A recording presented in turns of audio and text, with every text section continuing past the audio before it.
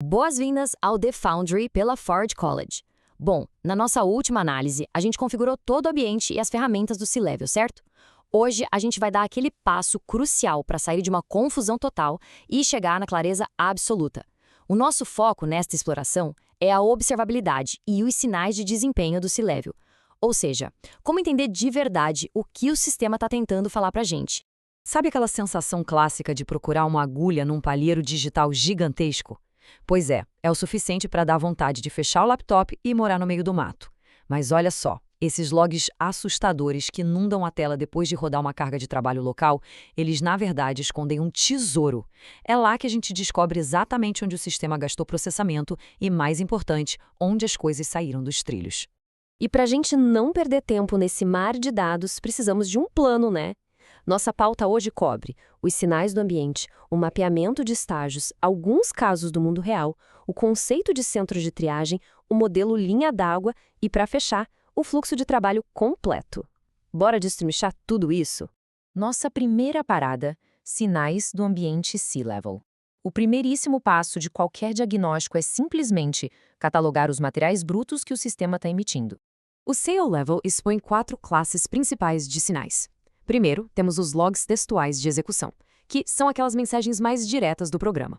Depois, os pontos de trace estruturados, marcando eventos exatos no sistema. Tem também os contadores e métricas de runtime, que são basicamente números agregados que mostram tendências para a gente.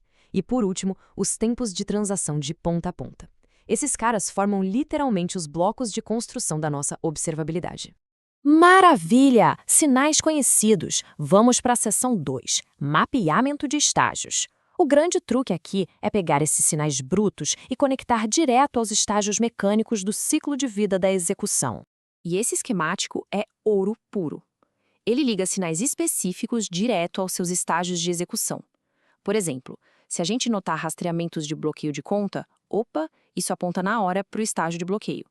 Se o orçamento de compute estourou, isso já mapeia para a execução do programa em si.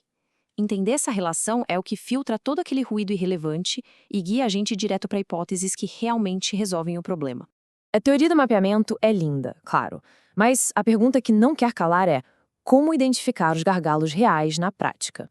No fim das contas, o que importa mesmo é entender como esses sinais se manifestam fisicamente na hora que o sistema trava ou fica lento. E para responder a isso, a gente entra na seção 3, casos do mundo real. Chega de ficar só na teoria. Vamos dar uma olhada nos 2 problemas mais comuns que a gente enfrenta nos testes locais. Geralmente, os maiores gargalos caem em 2 categorias. A primeira é a contenção de conta. A gente chama isso de uma causa rasa, porque o problema está logo ali, na superfície. Do outro lado, temos a expansão de CPI, ou o famoso esgotamento de compute. Essa já é uma causa profunda, que fica escondida no sistema, queimando furtivamente nossos limites de instrução. Vamos ver a assinatura de cada um deles. Quando transações concorrentes tentam acessar as mesmas continhas ao mesmo tempo, tipo contas de scroll, o C-Level não perdoa e solta alertas exatos.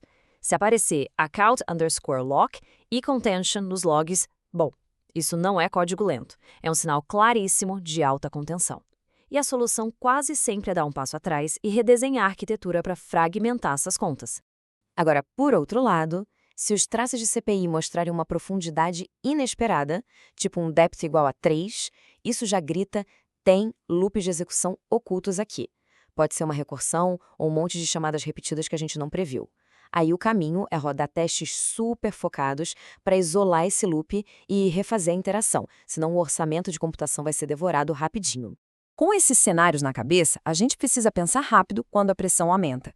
E é aqui que entra a seção 4, o centro de triagem, um modelo mental fortíssimo, muito usado nos programas de aprendizado da Ford College. A analogia é genial. Imagina que as transações são pacotes. As contas são os compartimentos de entrega e as CPUs são os trabalhadores. A contenção é aquele caos absoluto de milhares de pacotes indo para uma única caixa. Os trabalhadores fazem fila e tudo trava. Já o uso alto de compute é quando um único pacote exige uma inspeção absurdamente complexa e demorada por um só trabalhador. Pensar desse jeito ajuda a gente a isolar na hora qual recurso está saturado. Outro framework formidável que completa esse raciocínio é o da seção 5, o modelo linha d'água. Ele é simplesmente vital para priorizar nossos esforços de diagnóstico. Esse modelo ensina que o comportamento geral do sistema é igualzinho à água. A latência alta é só a superfície visível. As causas reais estão lá no fundo. E a regra de ouro inquebrável é a seguinte: a investigação precisa ser sempre metódica. A gente verifica as causas mais rasas primeiro e só depois vai mergulhando nas mais profundas.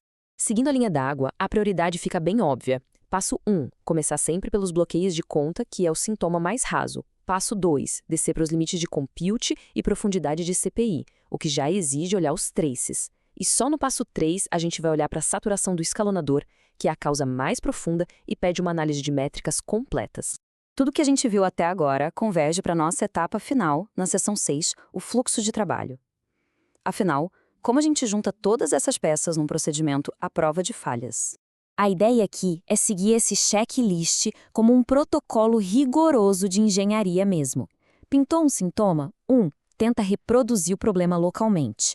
2. Checa os avisos de bloqueio de conta. 3. Verifica o uso de compute. 4. Inspeciona a chamada CPI. E 5. Sempre confirme a teoria com as métricas de alto nível. É um fluxo perfeito para poupar um tempo precioso. Mas olha, tem um detalhe crucial sobre isso. Aumentar demais a verbosidade dos traces dá uma resolução incrível, mas cobra um preço. É igual tentar ler um mapa usando uma lupa gigante. Os detalhes ficam evidentes, mas a gente perde totalmente a visão do todo. Sem contar que introduz um ruído imenso e bagunça o tempo de execução. O segredo é usar traces detalhados só de forma focada e curtinha, depois que o problema já está isolado. E isso nos leva àquela pergunta de ouro que separa um bom diagnóstico de um diagnóstico espetacular. O melhor hábito que a gente pode cultivar é sempre se perguntar: qual é o teste local mais rápido e barato que eu posso fazer agora mesmo para validar minha hipótese? Antes de perder horas examinando o código-fonte, talvez só redirecionar as transações para contas diferentes já valide aquele problema de contenção na hora. E toda essa base de observabilidade não serve só para apagar incêndios de desempenho de hoje não, viu? Dominar a leitura desses sinais prepara o terreno para o próximo grande salto de desenvolvimento. Entender a fundo o processamento paralelo de transações e a mecânica do escalonador. Pegar a manha dessas assinaturas visuais agora vai deixar o entendimento das dinâmicas futuras infinitamente mais natural. Foi fantástico explorar e organizar todos esses modelos mentais de diagnóstico hoje. Para refinar essas técnicas e explorar muito mais conteúdo sobre a Web3, a recomendação é dar um pulo no site forge.college. Mas fica aqui a reflexão final para encerrar essa análise. Se a observabilidade é a bússola que a gente usa para navegar no C-Level hoje, como será que esses sinais vão se comportar quando entrarmos na complexidade extrema de um processamento que é verdadeiramente paralelo? Continue investigando esses temas e até a próxima exploração.